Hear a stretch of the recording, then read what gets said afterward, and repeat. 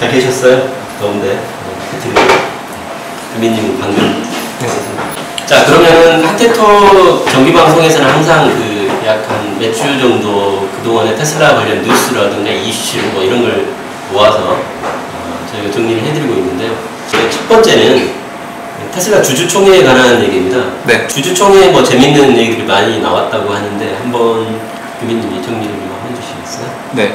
이번 주주총회에도 굉장히 많은 소식들이 있었는데요. 우선 첫 번째로 일론 머스크가 올라와가지고 약간 글썽글썽하면서 이야기를 했습니다. 이제 모델 3랑 뭐 이런저런 일들을 하면서 약간 고생을 하고 있고 최선을 다하고 있다. 그 다음에 이제 어떤 이야기도 했었냐면 다른 차 메이커들은 영혼이 없다. 우리는 진짜 진심을 다해서 차를 제대로 된 차를 만든다. 뭐 이렇게 이야기를 하면서 그 글썽글썽 하면서 약간 그동안에 힘들었던 그런 것들을 좀 내비쳤고요. 그래서 약간 수많은 팬들이 좀 같이 눈물을 흘렸던 그런 오프닝이었습니다. 규민님도 같이 눈물을 찔 아니 보는데 채팅이 그렇거든요.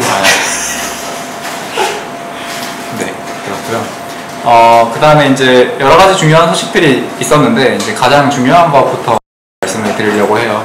가장 중요한 소식 중에 하나는 그 배터리 생산 문제였는데요. 그 배터리 같은 경우에 지금 제가 테슬라를 구매할 때 지금 90D 모델을 타고 있는데 예전에 테슬라 모델 S를 이제 한 대 만들면 반 정도는 배터리 가격이라고 그랬어요. 그래서 이제 전기차의 대중화를 가로막는 가장 큰 문제가 배터리 비용이었죠. 네, 배터리 비용이었고. 근데 이번에 이제 일론 머스크가 어떤 식으로 이야기를 했었냐면 올해 말까지 배터리 가격을 1kW당 $100 미만으로 낮출 거라고 이야기를 했습니다. 네. 그럼 90D면 90kW니까 얼마죠? 그게 900만 원이죠. 네. 그렇게 낮아지고 엄청난 가격이 나고요. 이게 어느 정도냐면 기존에 예상하고 있던 예상치가 그 1kW당 10만 원으로 내려오려면 2025년에 그 정도 될 거라고 생각을 하고 있었습니다. 근데 이제 테슬라가 기가 팩토리를 지으면서 배터리를 대량 생산하기 시작하면서 그거를 이제 올해 말까지 이제 얘기를 한 거죠. 이게 저로서는 제가 보기에는 굉장히 크게 중요한 소식인데요. 흔히들 이제 산업의 쌀이 철이라고 이야기를 하잖아요. 그 다음에 이제 전자산업의 쌀은 반도체라고 이야기를 하는데 앞으로 자동차 산업에서의 쌀이라고 할 수 있는 건 배터리거든요. 이제 그 배터리를 자그마치 7년 정도 타임라인을 앞당겼어요. 이제 그래서 다른 자동차 회사들도 전기차를 만들 계획은 다들 가지고 있었거든요. 근데 어떤 식이었냐면 한 2020년 중반 정도 되면 배터리 가격이 내연기관차랑 비슷해서 그 전기차를 이제 만들 수 있을 것이다 예상을 하고 기다리고 있었다라고 하면 일론 머스크는 선제적으로 뛰어들어서 배터리 가격을 자기가 낮춰서 전기차를 생산하는 그런 부분이 이제 테슬라의 앞으로의 장점이 될 수 있을 것 같고 실제로 지금 1kW당 $100의 가격을 맞춰낸다면 테슬라는 앞으로 비교할 수 없는 경쟁력을 가지게 됩니다. 제가 그걸 조금만 더 덧붙이면 네. 사실 뭐 폭스바겐 또 네. 우리나라 뭐 현대도 그렇고 전기차에 대한 뭐 이렇게 R&D도 하고 많이 하고 있다는 뭐 뉴스도 많이 나오고 하잖아요. 네. 근데 정말로 저 사람들이 전기차를 팔고 싶을까? 이거를 보려면 그 사람들이 얼마나 배터리 제조에 투자하느냐 그걸 보면 알 수 있을 것 같아요. 물론 충전 인프라도 얼마나 이렇게 확대하느냐 그걸 보고도 알 수 있지만 근데 그 전기차 회사 중에 그런 배터리 회사를 직접 기가팩토리처럼 물론 파나소닉하고 제휴해서 하고 있지만 그렇게 대규모로 투자하는 회사가 없잖아요 아직. 네, 없습니다. 그러니까 그런 걸 보면 진정성을 알 수 있는 것 같아요. 네. 그리고 그 배터리 생산량이 이미 전 세계에서 생산되는 배터리의 한 40% 정도에 달하는 배터리가 테슬라가 만들고 있다고 합니다. 네. 굉장히 큰 양의 배터리를 이제 생산을 하는 회사가 되었고요. 그 다음에 이제 모델 3 생산 이야기를 했었는데 지금 북미에서만 모델 3를 판매를 하고 있죠.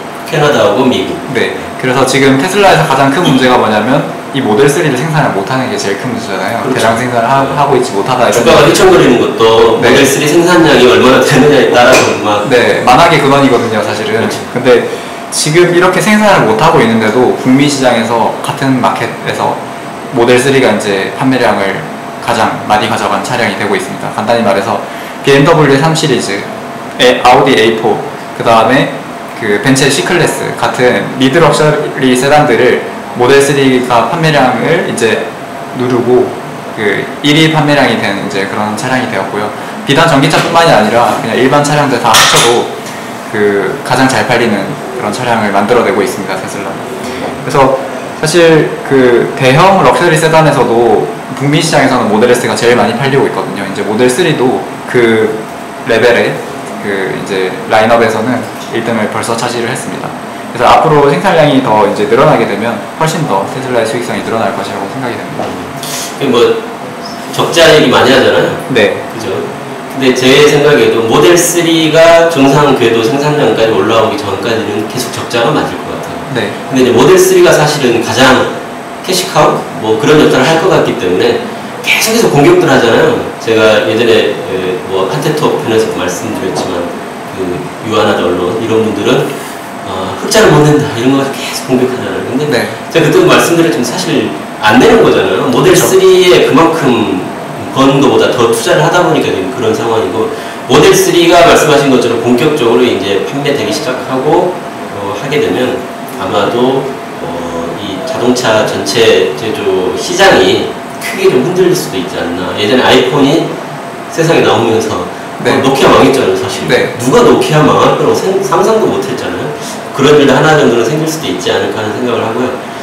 그리고 아까 킬로와트당 단가, 네. 현재 단가는 얼마 정도 되냐고 좀 물어보신 분이 계시는데, 제가 그때 도매가로 계산을 해보니까 대충 테슬라 모델 S가 한 4천만 원 정도 배터리 가격이 나오더라고요. 차값은 절반 정도는 사실 배터리 가격이, 네. 그죠? 그게 이제 지금 4분의 1 정도로 제가 떨어질 것이다, 올해 말이면 떨어질 것이다라는 이야기를 드리는 거고, 그래서 거듭 말씀드리지만 테슬라는 돈을 못 벌어서 적자인 회사가 아니고, 그런데다 돈을 너무 많이 써서 적자인 그렇죠. 회사예요. 네. 네, 그래서 산업의 근간을 바꾸는 일을 하고 있습니다. 리튬 가격이 엄청 올라가면 배터리 가격이 올라가지 않겠나? 이런 의견 주신 분이 계시는데, 물론 원자재 가격이 중요하긴 하겠지만 지금 배터리 가격에서 원자재 가격보다는 제조 비용이 훨씬 더 많은 비율을 차지하고 있는 것 같습니다. 대량 생산에 장점이 생기게 되잖아요. 네. 리튬이 물론 비싸긴 하겠지만 전체 배터리 가격에서 리튬이 뭐 얼마나 차지하는지 그런 것도 봐야 될 부분이기 때문에. 네, 슈퍼차저 속도를 계속 지속적으로 업데이트를 할 것이라고 이제 일론 머스크가 이야기를 했고, 지금 슈퍼차저 버전 2예요. 그래서 이제 이거 버전 3로 올리는 그런 작업을 계속 할 것이고, 앞으로는 이거 전체 배터리 충전 시간을 절반 이상으로 이제 줄일 것이다라고 이제 이야기를 하고 있습니다. 그래서 지금은 총 여행 시간 대비 충전 시간이 4.5대 1이에요. 그래서 4.5시간 동안 운전하면 1시간 동안 충전을 해줘야 됩니다. 이거를 2배 이상으로 늘려서 10시간 운전하면 1시간 운전하면 되도록. 그래서 1시간 충전하면 되도록. 네네, 1시간 충전하면 되도록. 그래서 지금 자동차 연합인 아이오니티에서 이제 250kW 충전기를 설치를 한다라고 이제 하고 있는데, 충전소 회사죠? 충전 회사죠. 충전기 설치하는 회사인데, 사실 보급 면에서 테슬라하고 상대는 안 되고요. 보급률 면에서.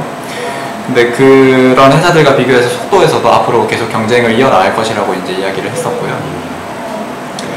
그 다음에 이제 로드스터를 발표를 작년에 했었을 때 성능이 굉장히 엄청났었잖아요. 그렇죠. 그 성능을 그 성능에 대해서 사람들이 굉장히 많이 놀라했었는데, 이번에 그 주주총회에서 일론 머스크가 로드스터와 그 세미트럭의 그런 퍼포먼스 스펙들이 지금 계속 개발 중인데 발전하고 있다라고 얘기를 했습니다. 그래서 그러니까 그때 발표한 로드스터보다 더 엄청난 게 실제로는 나올 수 있다. 네, 그래서 지금 계속 개선을 하고 있고, 그거를 이제 나중에 공개할 수 있을 것이라고 이제 이야기를 했습니다.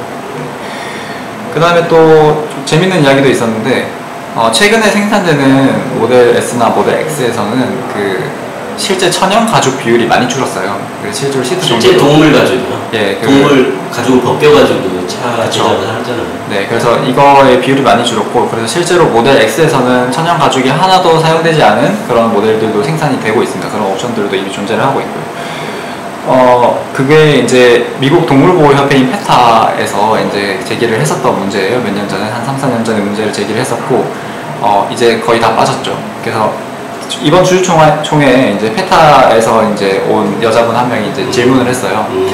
그래서 테슬라에서 뭐 가죽 뺀 거 좋고 지속 가능한 성장에 가죽 빼는 것도 포함이 되어야 되는 거라고 생각을 하고 좋다. 근데 여전히 일부 테슬라 모델 핸들과 기어 시프터에서 가죽이 남아 있다. 이런 이야기를 했었어요. 그래서 이제 일론 머스크가 어떻게 기어 시프터 없잖아요. 기어 시프터 이러면서 이제 예, 다들 이제 요즘 말로 갑분싸라고 이야기를 하는데, 네, 이제 분위기가 쌓여졌죠. 갑분사가 뭐예요? 갑자기 분위기가 쌓여지고 약간 이런 말들이 있는데, 네. 그래서 이제 세대치기. 주주총회장이 되게 약간 웃음바다가 됐어요. 이제 원래 동물보호협회 페타가 좀 그런 빈축을 많이 사는 데 원래 좀 잘 안 알아보고 이상한 주장하다가 빈축을 많이 사는 곳인데, 역시나 이번에도 이제 테슬라의 기어봉은 핸들 옆에 플라스틱으로 달려 있잖아요. 네, 이제 기어봉이 없음에도 불구하고 기어봉에서 가죽을 빼라라고 이야기를 해서 일론 머스크가 어떻게 이야기를 했었냐면, 우리는 지금 계속 빼고 있고 앞으로도 뺄 것이다. 특히나 다음 출시하는 모델 Y에서는 반드시 핸들에 가죽을 빼겠다. 만약에 핸들이 있다면. 네, 이렇게 이야기를 했어요. 핸들도 없어질 수 있다는 얘기. 네, 뭐 그런 개그를 한 거네요. 그 여자분은 아마도 집에 가서 이불킥 좀 했을 것 같아요. 네, 안 그래도 이제 주주총회 이런 영상들마다 그 여자분을 비판하는 내용으로 좀 댓글이 많이 달렸습니다.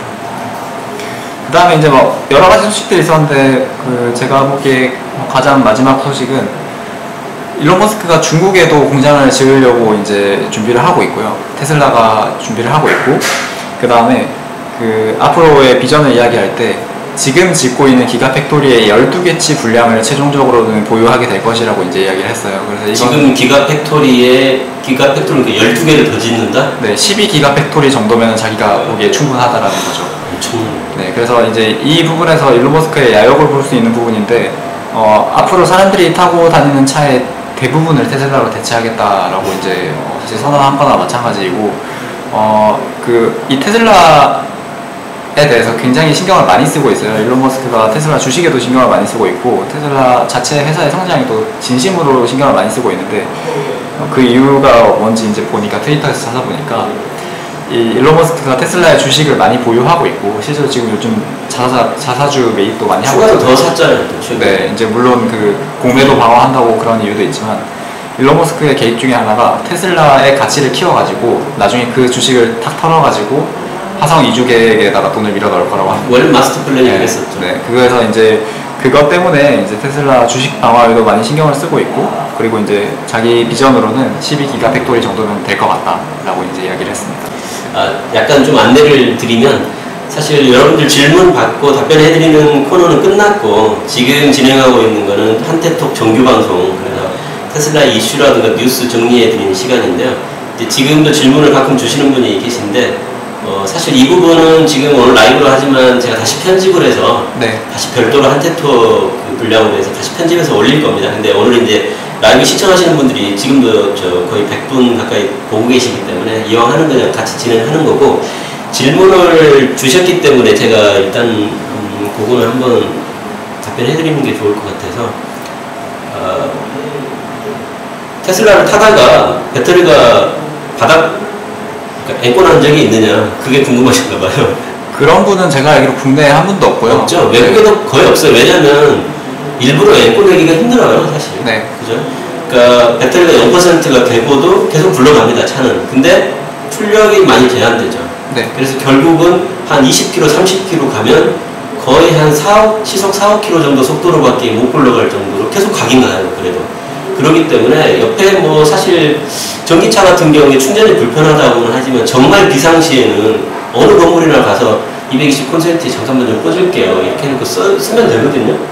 물론 시간이 많이 걸리겠지만. 그래서 주유소보다 사실은 충전할 수 있는 곳은 훨씬 많아요. 그래서 네. 완전히 차가 서서 견인차가 와서 가져와야 될 상황은 제가 볼 땐 거의 발생하기 너무 힘들 것 같고. 태티그님 운전 잘해요? 누군가, 아니 라이브로 하니까 또 질문을 네. 주시게 되는. 운전 제가 알기로는 잘해요. 그리고 되게 난폭 운전도 많이 하시는 분인데, 운전 모범 운전인 걸로. 다행이다, 뒤에 더미 아저씨 계셨네. 태티그님 저번에 봤을 때보다 젊어지신 것 같아요.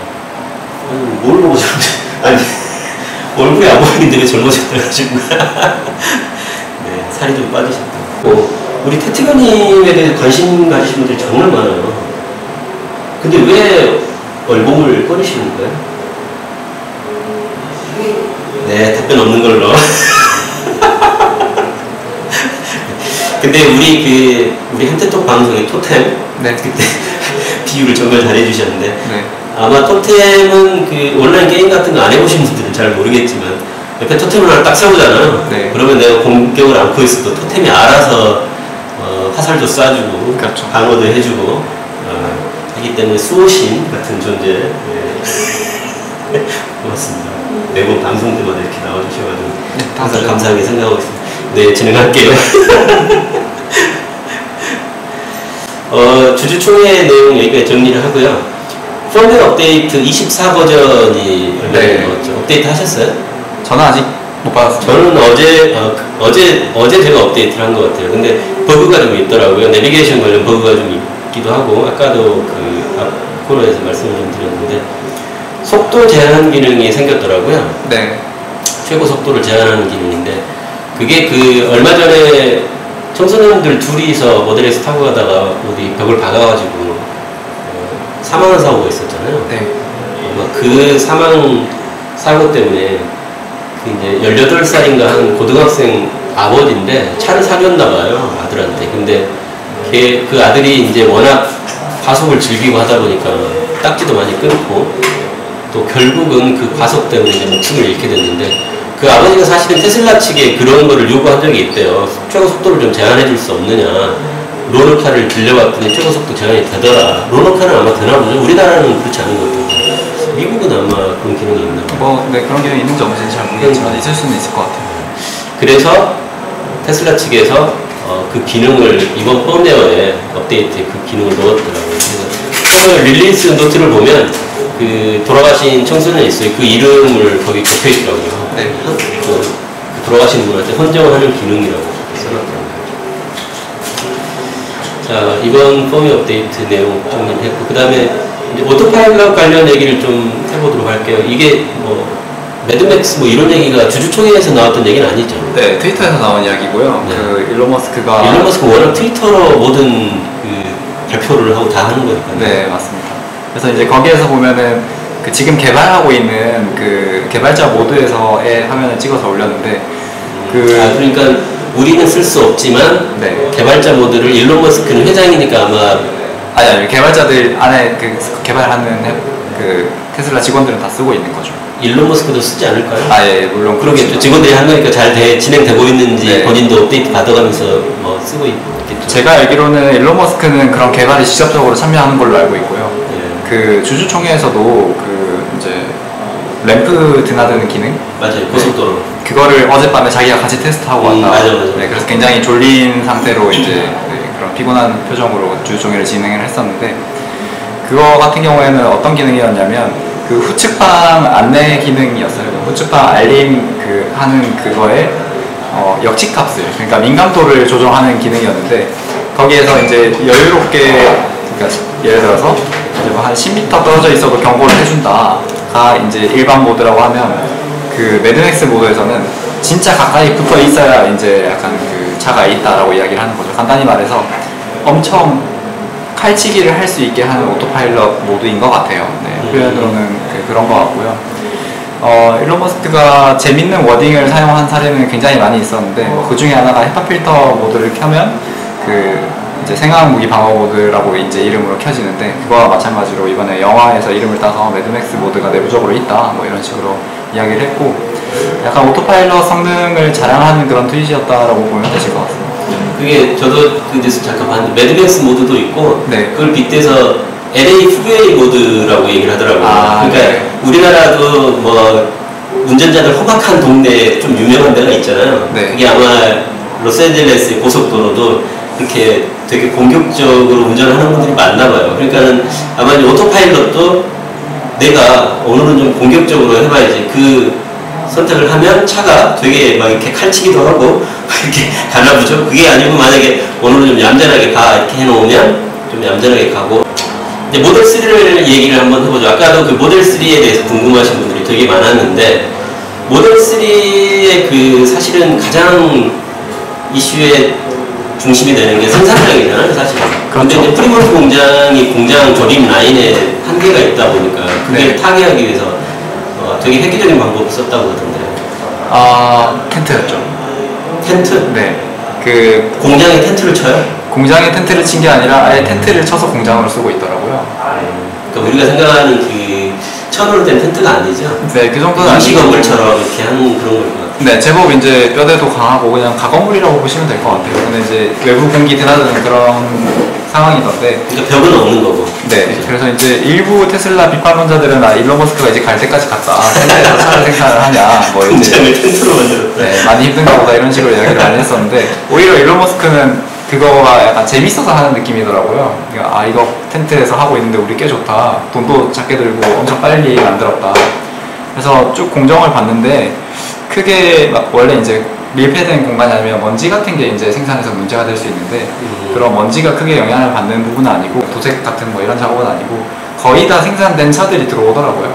네, 그래서 이제 약간 다 생산하고 나서 이제 마지막 작업 정도를 이제 그쪽에서 하는 것 같아요. 텐트에서 하는 것 같아요. 그러니까 프리몬트 공장의 그 수용 능력을 한계에 도달했기 때문에 그것도 네. 이제 빨리 조립 라인을 구성해야 되다 보니까 네. 생각해낸 게 텐트 방식인데 네. 뭐 어떻게 보면 되게 획기적이고 혁신적인데 네. 또 기존의 업체나 뭐 이런 또 공격론자들 입장에서 봤을 때는 우스운 짓이다 뭐 이렇게 또 공격하는 분들이 있다는 얘기죠. 네, 그리고 차를 텐트에서 뭐 100% 다 생산하는 게 아니고요. 일부 거의 다 생산하고 나서 뭐 네.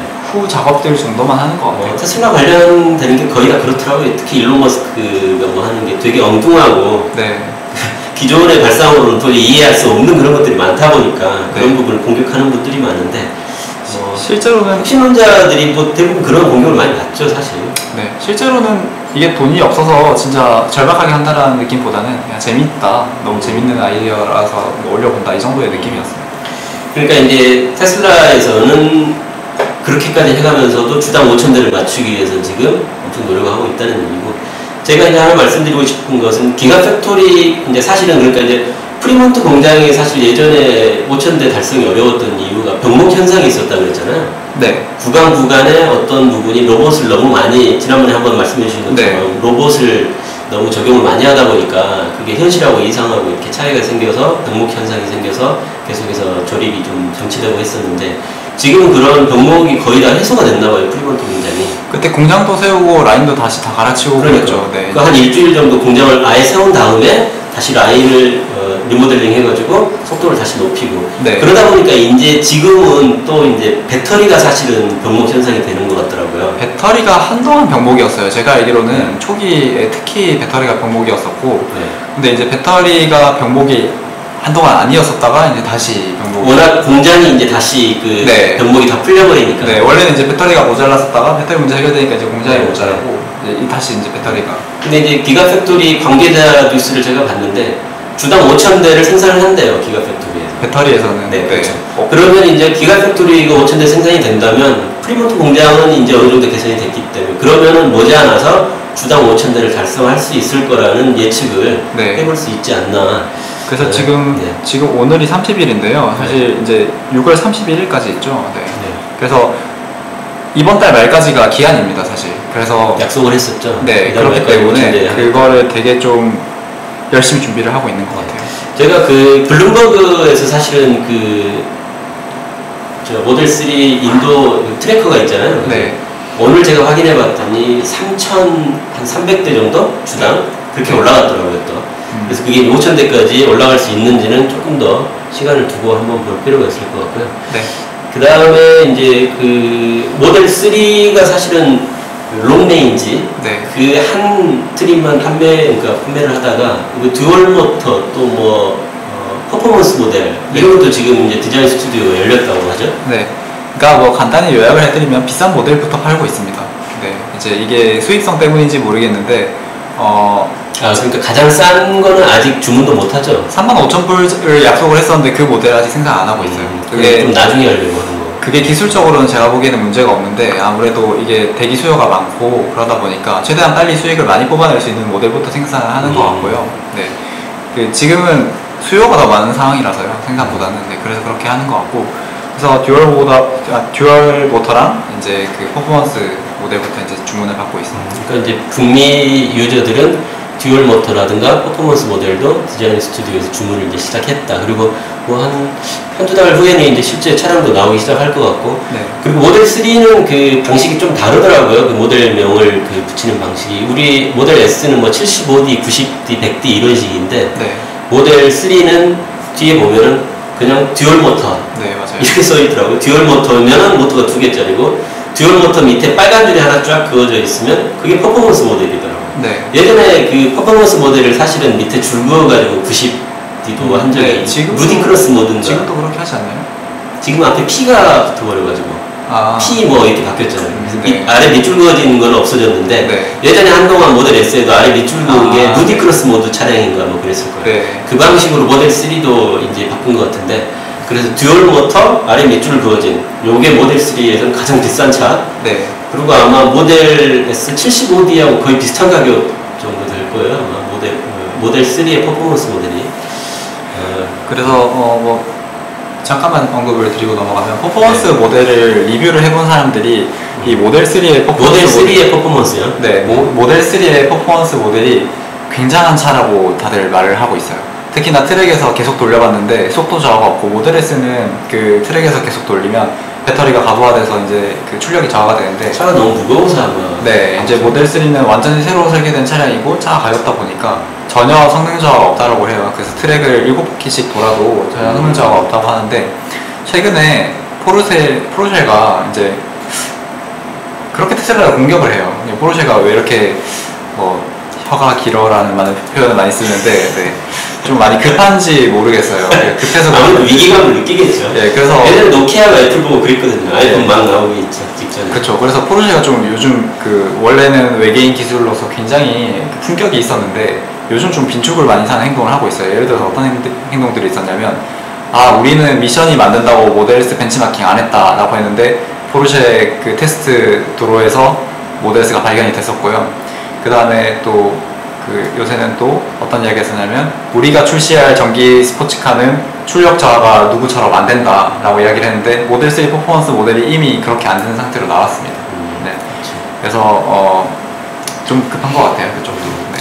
제가 아까 말씀드린 그 모델 3의 그 모델 트림명을 숫자를 안 넣고 그냥 네. 듀얼 모터 뭐 밑줄 이렇게 하는 이유가 제가 뉴스에서 잠깐 봤는데 그 모델 3도 배터리 용량으로 본다면은 아직 이제 아까 얘기한 것처럼 가장 싼 모델은 팔지 않고 있지만 가장 싼 모델이 아마 50kW인가 될 것 같아요. 네, 맞습니다. 그리고 이제 그 롱레인지 모델은 75kW고 네. 그래서 사실 모델 S와 같은 네이밍을 한다면 뭐 50D, 75D 이렇게 해야 되는데 그렇게 하지 않는 이유에 대해서 누가 분석을 해놓은 글을 제가 봤는데 그 이제 사실 모델 3의 75kW하고 모델 S의 75kW는 다르잖아요. 이게 모델 S는 워낙 가벼운 차고 네. 효율이 더 좋기 때문에 훨씬 네, 멀리 갈 수 네. 있고 그래서 그런 혼선을 방지하려고 일부러 숫자는 안 넣은 거다 모델 3는 그런 얘기를 하시는 분들이 있더라고요. 그래서 그냥 스탠다드, 롱레인지 뭐 이렇게만 구분을 한다고 하더라고요.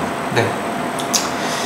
자, 한국 출시에 대한 얘기는 아까 말씀을 한번 드렸고 제가 왼쪽 운전석에 네. 북미형 충전 포트가 된다면 캐나다 다음으로 출시할 수 있는 가장 빠른 국가는 한국이 될 확률이 대단히 높다. 간단히 얘기해서 가장 미국과 비슷한 차를 타고 있는 게 우리나라니까요. 네, 충전 포트만 바뀝니다. 그죠? 네. 그래서 그거는 아까도 말씀드렸지만 테슬라 코리아에서 좀 더 분발을 좀 하셔서 빨리 좀 우리나라에 들어올 수 있게 해주셨으면 좋겠습니다. 자, 그리고 또 하나 이제 이 얘기는 제가 좀 드리고 싶은 얘기가 있는데 중국에 그 테슬라 공장을 짓는다는 뉴스가 예전부터 많이 나왔었잖아요. 네. 오늘 아침인가 제가 뉴스를 봤는데 그게 상당히 이제 구체화되고 있는 게 원래 중국이 자기네 나라에 뭔가 지으려면 50대 50 그거를 무조건 하게 돼 있더라고요. 합작법인을 설립을 해야 되죠. 법에 그렇게 돼 있는 것 같아요. 네, 맞습니다. 50%를 중국이 참여하지 않으면 절대 다른 나라 공장을 들어올 수 없게. 그게 되게 깡패 같은 일이었던 게 그 기술 유출 문제가 상당히 있었거든요. 그러니까요. 아니 세상에 어느 나라가 그렇게. 네, 제가 실제로 아는 우리나라 업체 중에서도 그렇게 합작법인을 이제 했다가 네. 기술만 쏙 빼놓고 복제품 만들어서 도망가는 뭐 그런 회사들도 많이 있었습니다. 근데 이제 뉴스를 보니까 중국이 최초로 EV 관련 자동차 회사에 대해서 그걸 예외를 인정을 했다. 네. 그렇게 되면 가장 수혜를 많이 볼 수 있는 것은 테슬라다. 왜냐면 테슬라는 중국 공장 지으려고 예전부터 노력을 많이 했잖아요. 근데 만약 50대 50 규정이 없어진다면 테슬라 자본만 가지고 큰 공장을 중국에 지을 수 있기 때문에 중국 공장이 제가 볼 때 몇 년 안에 정말로 지어질 수 있을 것 같다는 생각이 들더라고요. 다음은 여기서 또 유아나 널런 노래를 한번 들어야 될 것 같은데. 부르시나요? 라이브 노래 한번 왜 그러냐면요. 최근에 그 인터넷에서 네. 테슬라 관련 검색을 해보면 아마 여러분들 그 기사를 많이 보실 수 있을 거예요. 그 모델 3 관련 예약금을 더 내라, 뭐 이런 2,500불을 더 내라는 뭐 그런 뉴스가 완전 도배가 되어 있어요. 근데 사실 이거 완전 가짜 뉴스거든요. 어떤 어떻게 소식인가요? 이거? 아니 그러니까 뭐냐면 이게 그 우리나라 신문 기사의 내용을 보면 그거예요. 원래 모델 3 예약할 때 우리가 100만 원씩 냈잖아요. 네. 근데 테슬라가 이제 자금이 딸리니까 궁예지책으로 만든 게 뭐냐면 그 예약자들한테 2,500불, 그러니까 뭐 한 200~300만 원을 더 내라고 지금 강제를 하고 있다는 거예요. 그 돈으로 부족한 자금을 좀 메우려고. 그만큼 테슬라가 어려운 네네. 상황이다. 뭐 그런 내용이에요. 기사 내용을 보면. 네. 실제로 그래서 어떤가요? 그래서 제가 이제 그걸 원본 뉴스를 찾아봤더니 전혀 그 얘기가 아니고 모델 3도 구입할 때 보면 사전 예약금은 사전 예약금이고 실제 이제 계약 옵션 선택하고 공장에서 조립이 되려면 계약을 해야 되잖아요. 그러면 계약금 내야 되잖아요. 네. 우리도 아마 1,000만 원인가 계약금을 저희는 1,000만 원이었죠. 그죠? 1,000만 원을 내야 되죠. 그거더라고요. 2,500불이. 원래도 있었던 내용이. 원래도 있었던 내용이고 모델 S보다 이제 금액이 차값이 싸니까 아마 2,500불로 된 것 같은데. 제가 생각하기에 2,500불이면 굉장히 작은 것 같아요. 네. 제가 예전에 BMW C클래스를 예약을 해본 적이 있는데 500만 원이 들더라고요. 네. 거의 반값인 것 같아요. 그러니까 이 계약금을 갖다가 무슨 자금 사정이 어려우니까 이걸로 충당하려고 한다고 그렇게 기사를 썼더라고요. 네, 별의별 뉴스가 다 나오고 있습니다. 유한한 걸로. 그 다음에 이제 마지막으로 로드스터 얘기를 좀 하고 마무리를 좀 지어볼까 합니다. 로드스터에 로켓을 장착한다는 얘기가 있었어요. 예, 그것도 이제 일론 머스크의 취중 트윗 중 하나였는데요. 네. 저희 그 취중 트윗이었어요? 네, 제가 알기로는 이제 술을 먹고 한지는 정확히는 알 수 없잖아요. 사람들이 거의 확정할 수 있어요. 왜냐하면 쓸데없이 말이 많고 트윗 양이 늘어나요. 네, 그래가지고 그 밤에 우리나라는 낮이었는데 네. 그 뭐 스페이스 X 옵션을 추가를 한다라는 말이 원래 주주총회에서 있었어요. 네. 그래가지고 박수를 많이 받았거든요. 네. 근데 이제 사람들이 예측을 하기로 그냥 뭐 스포츠카에 흔히 하듯이 로켓에 들어가는 뭐 카본이나 뭐 그런 소재들로 이제 뭐 장식을 하는 거 아니냐 뭐 그 정도겠지 뭐라고 생각을 했었는데 시중 트윗으로 우리는 로드스터에 로켓을 넣는다라고 이야기를 한 거예요. 그러니까 제가 볼 때는 사실은 스페이스 X 옵션 이러면 되게 좀 뭔가 그럴싸해 보이고 그 정도까지는 대부분 공개를 하잖아요. 근데 그렇죠. 그 구체적으로 로켓을 달겠다는 얘기는 아마 그 부하 직원들이 되게 황당했을 수도 있을 것 같아요. 아니 우리 회장님이 또 술 취해서 이상한 헛소리를 냈구나. 네. 그래서 이제 굉장히 난리가 났었고요. 트위터에서 굉장히 난리가 났었고, 그리고 특히나 예전에 로드스터 발표를 할 때 일론 머스크가 어떤 얘기를 했었냐면 이 로드스터는 너무 빨라서 잠시 날지도 모릅니다 이런 이야기를 했었어요. 그래서 진짜로 이게 하늘을 나는 로드스터를 만드는 게 아니냐 이런 식으로 이야기를 했었는데 그 다음날에 이제 일론 머스크가 이제 술에 깨서 이제 자세한 이야기들을 술 깨서 했습니다. 네, 그래서 근데 그 이야기들을 종합해보면 그 실제로 굉장히 이미 진행이 많이 되고 있는 이야기인 것 같습니다. 네, 그래서 이미 그 자기들이 가지고 있는 테스트카에서는 동작을 하는 기능인 것 같더라고요. 이야기를 하는 걸 보니까. 그래서 그게 어떤 기능이냐면 실제로 그 로켓 추진체처럼 연료를 넣어가지고 분사를 하는 방식은 아니고 로켓에서 보면 영화에서 그래비티 같은 영화를 보시면 이렇게 우주선들이 자세 제어를 할 때 그러니까 이렇게 방향을 바꿀 때 칙칙 하면서 이렇게 누르면 네 맞아요. 칙 바람이 나오면서 네. 방향도 틀어주고 약간의 속도도 내주고 네 그걸 이제 리액션 컨트롤 시스템이라고 해서 RCS라고 부르는 건데 주로 이제 압축 공기를 가지고 사용을 많이 해요. 그래서 그 스페이스X에 그걸 개발을 해놓은 게 있잖아요. 잘 개발해 놓은 게 있으니까 그거를 차에다 단다라고 해요. 그래서 그 방식 자체가 그 로드스터는 4인승인데 뒤에 있는 2인석을 걷어내고 거기 이제 물론 유아용 시트이긴 하지만 이제 거기에다가 그 공기 컴프레셔를 넣는다라고 해요. 그래서 이제 압축 공기를 그 이제 차에다가 내뿜으면서 가속을 더 주기도 하고 감속을 더 하기도 하고 그런 용도로 사용을 할 것 같고. 그러니까 차 앞쪽에서 로켓을 쭉 쏘면 차 감속을 시켜줄 수 있는 네. 반대니까. 그리고 코너 돌면서 차가 좀 흔들리면 위쪽으로 쏘면 차를 눌러주니까 네. 훨씬 안정적이 될 테고. 네. 여러 가지 용도는 뭐 쓰기에 따라서 활용할 수 있는 측면이 많네요. 네 맞습니다. 그래서 이게 굉장히 농담이라고 생각을 했었는데 일론 머스크가 여기에 대해서 굉장히 자세하게 설명을 했어요. 그래서 어떤 이야기까지도 다 했었냐면 물론 로켓을 분사를 하긴 하지만 이 로켓에서 분사하는 공기가 그냥 이 주변에 있는 차 주변에 있는 공기들을 압축을 해뒀다가 분사를 하는 거라고 하더라고요. 그래서 이제 그 뒷좌석에다가 에어 컴프레셔를 두고 압축 공기를 이제 실제로 넣어서 차가 포집을 해서 그걸 적절한 순간에 뿌려준다고 합니다. 그래서 이제 일론 머스크가 한 말이 그렇기 때문에 연료가 더 필요하지 않다. 여전히 전기차다라고 이야기를 했었고요. 배터리 전력을 갖다 쓴다. 네, 그렇게 이야기를 했었고 또 디자인에 대해서도 언급을 했었는데 실제로 차 외부 디자인에서 보면 거의 눈에 띄지 않는 정도의 작은 구멍만 뚫릴 거라고 이야기를 했습니다. 저도 이제 그래서 그 얘기가 나오니까 사람들이 얼마나 놀랬겠어요. 이제 테슬라 네. 팬들이 여러 가지 추측도 하고 뭐 하는데 보쉬가 사실은 자동차를 만드는 회사는 아니지만 네. 자동차 부품 회사로는 거의 탑이잖아요. 굉장히 많이 만들고 있죠. 네. 그러니까 오토바이에 그런 비슷한 거를 장착을 해서 이렇게 코너 돌면서 오토바이 차체가 흔들려서 넘어질 것 같은 순간에 로켓을 발사해서 다시 이렇게 사용하는 네. 뭐 그런 기술을 가지고 있더라고요. 아마 그런 비슷한 거 아니겠느냐 네, 그런 추측들을 많이 하더라고요. 그래서 그런 것들을 쓰고 있는 데가 이제 헬기에서 쓰기도 하고 많이 쓰는데 일론 머스크 말을 종합해 봤을 때 그런 시스템들과 차별화되는 점이 있다면 압축 공기를 직접 보충을 해줘야 되는 게 아니라 차가 알아서 이제 공기를 모아서 한다라는 점, 그런 부분이 이제 가장 다른 점인 것 같습니다. 제가 그때 보기로는 그 소형 가스 로켓 네. 그걸 8개인가 붙인다고 그랬더라고요.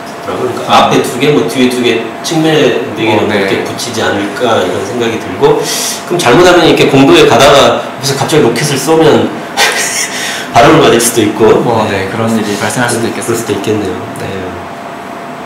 자, 저희가 준비한 내용은 뭐 사실 여기까지 이제 거의 다 됐고요. 그럼 한 가지 이야기 정도 더 할까요? 소프트웨어 분버전이 아마 8월달 정도에 나올 거라고 하던데.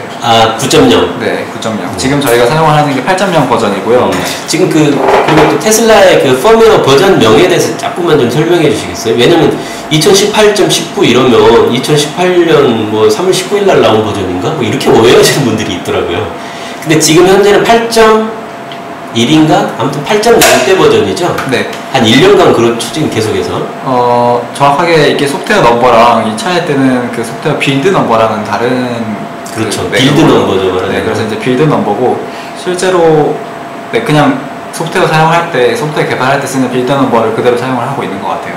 네, 그래서 그거하고는 다르고. 지금 9.0이면 엄청 기능이 많이 바뀐다고 봐도 되는 거죠? 8.0에서 9.0으로 넘어가는. 그렇죠. 지금 모빌아이랑 같이 제작을 하던 하드웨어 1 버전이 소프트웨어 7.0이었고요. 7.0이요? 네, 저희가 지금 한국에서 타고 다니고 있는 차가 최초에 페이스리프트 되면서 8.0으로 올라왔습니다. 네. 근데 이번 9월, 8월 달에 9.0이 나온다는 얘기죠? 네. 그래서 이제 메이저 체인지가 있을 때마다 이제 그런 그 메인 넘버를 올리는 건데, 이번에 제가 보기 9.0으로 올리는 이유는 여러 가지 인터페이스들이 일단 변할 것 같고요. 지금 테슬라 그 터치스크린 화면 인터페이스가 지금 3번 정도 바뀌었어요. 3번 정도 바뀌어서 지금이 3번째 버전인데 이거를 한 번 더 갈아엎을 거라고 합니다. 모델 3에 지금 탑재되어 있는 인터페이스랑 유사해질 것 같고요.